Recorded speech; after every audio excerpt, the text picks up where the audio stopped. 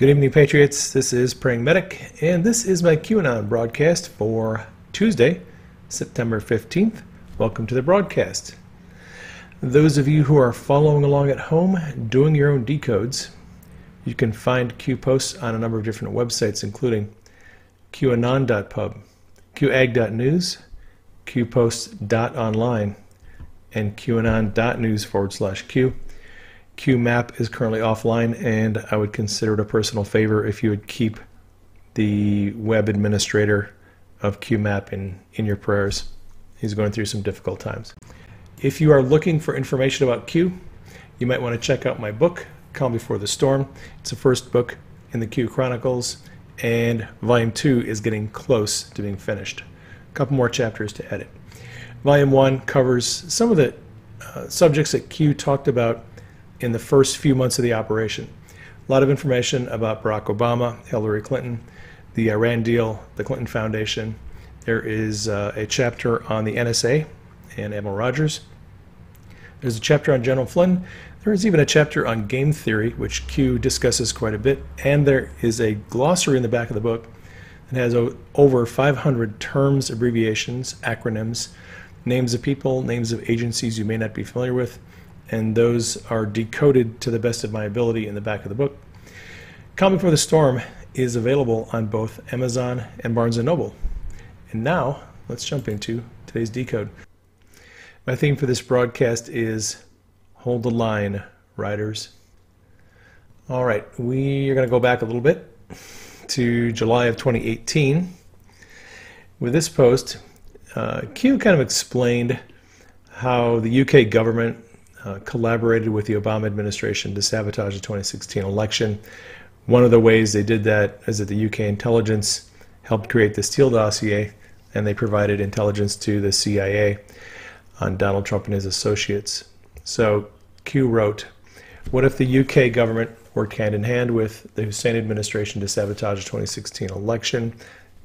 This is the way that they did it. These are the methods: data collection, voice, video, bugging, creation of a fake intel dossier using an ex-spy, co-sponsored the insurance policy regarding POTUS election. So the insurance policy was their plan to keep President Trump from being elected and remove him from office if he was elected. These are the players: PS, Peter Strzok, LP, Lisa Page, no name, that's former Senator John McCain, James Clapper, former Director of National Intelligence, John Brennan, CIA Director, Susan Rice, Loretta Lynch, Hillary Clinton, BC, Bill Clinton, Hussein, Obama, and 22 others. What if the intel masked penetrations to frame Russia? Okay, so this is referring to the hack of the DNC server, which the mainstream media and politicians have blamed on Russia, specifically Guccifer. But Q has hinted that the CIA basically masked the penetration of the real perpetrator and blamed it on Russia. CrowdStrike was a tech company that actually investigated the hacked server, and they came up with that story. Then Q writes servers, SR Seth Rich, JA Julian Assange. Why does the UK government desperately want Julian Assange? Because they want to silence him, because he has evidence of their crimes. Think source files, the more you know, Q. So, source files. Well, if Julian Assange has the source files on the DNC server that when the files were given to him, and he can prove that they were not transferred electronically over the internet to Russia, but if they were transferred directly through a thumb drive or some other drive, that pretty much blows the mainstream media's narrative out of the water. And I think that's what we're going to see in the future. Although the media have pushed the narrative that the Russian hacker Guccifer 2 was responsible for exfiltrating the DNC files and giving them to Julian Assange, Assange himself hinted, although he didn't overtly state, that his source was Seth Rich. Donald Trump has had a disastrous few weeks. If you look at the polls, he needs a miracle. In the American political lexicon, there's such a thing as the October surprise. The stuff that you're sitting on, is an October surprise in there? Do you even know what you're sitting on? WikiLeaks never sits on material. Whistleblowers go to significant efforts to get us material, and often very significant risks. There's a 27-year-old works for the DNC who was shot in the back, murdered just 2 weeks ago for unknown reasons as he was walking down the street in Washington. So that was just a robbery, I believe, wasn't it? No, there's no finding. So what are you suggesting? What are you suggesting?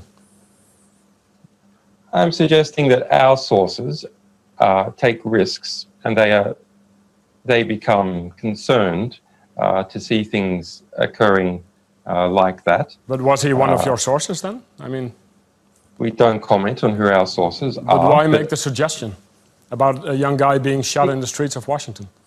Because we have to understand how high the stakes are in the United States, and that our sources are, our sources face serious risks. That's why they come to us, so we can protect their anonymity.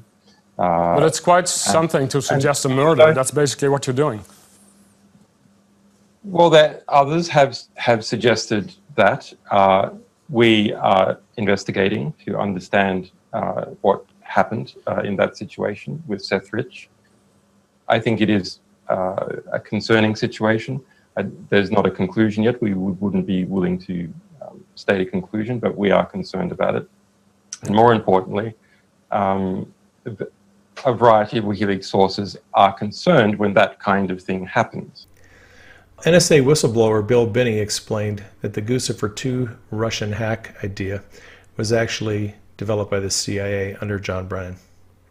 The point was those files that were in the WikiLeaks publication didn't have any Russian fingerprints. So that meant Guccifer II inserted those fingerprints. And then we went back to the Vault 7 material where the Vault 7 material said this program Marble Framework, which was a program that made it look like other countries did the hack when in fact the CIA did the hack. Well, they were able to mimic or make it look like the Russians, the Chinese, the North Koreans, the Iranians, or Arabs did the attack, so that they could attack anybody and leave fingerprints, making it look like someone else did it. So when you looked at it, that meant to us that Guccifer II was using some kind of program or some process to insert that fingerprints into the data from the DNC. Now, in top of that, in the Vault 7 material, it said there that the Marble Framework program was used one time in 2016. Well, we think we found it. And that says to us all the evidence that we've been accumulating forensically from the outside is pointing back at CIA as the origin of Guccifer II. So their entire allegation about you and the Russians and everybody has a false premise to start with, so that everything that they introduced, or the reason they went after you and also General Flynn, was what I think lawyers call fruit of the poison tree. They set it up, they manufactured, they manipulated it, they contrived it, and they executed it. And you and General Flynn and they tried to make us also, put us in jail under the Espionage Act by fabricating evidence against us too. So, it's really, how can we ever trust the FBI until Barr and Durham really clean it up?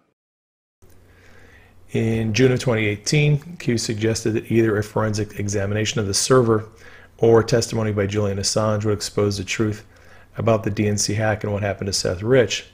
Server or JA, Julian Assange, equals truth exposed regarding SR, Seth Rich. Dams are in crisis mode. The Awan brothers scandal is bigger than you can imagine. We haven't even seen the beginning of this yet.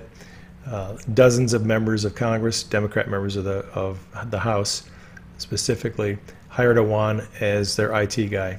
And it looks like they may have knowingly hired someone who is committing espionage. These people are corrupt beyond belief. America for sale, sold out. All right. So testimony by Julian Assange is going to expose the lies of former CIA Director John Brennan, who knowingly deceived the public. Assange is currently being extradited to the U.S., and this is just my opinion. Contrary to popular belief, I do not think that Assange is going to be charged by the DOJ, although that is the official narrative. I believe he's going to be a witness when he comes here. So last night, Q posted the names of Julian Assange, Seth Rich, John Brennan, and Guccifer 2. And a lot of people were scratching their heads like, okay, what's the connection here? Well, it's my belief, it's just, again, my opinion, that these names were posted by Q to indicate that the truth about the role of Seth Rich and the lies of John Brennan about Guccifer 2 are going to be revealed soon by Julian Assange. And Anon posted a tweet by Bill Binney, who pointed out that the phone data of Robert Mueller's team, so we found out the other day that over 30 members of Robert Mueller's team accidentally wiped their phones, all the data. And Binney said that can be retrieved from the NSA database. Regarding the Mueller team deleting text messages, this won't do. If the government wants those messages, all they have to do is go to the NSA StellarWind database, pull them out, as all the SMS going over cell networks are captured and stored forever. Devin Nunes knows this. And this was in response to a discussion between Maria Bartiromo and Devin Nunes. So Q said it's already been done. So the NSA has already got those texts, voicemails, whatever.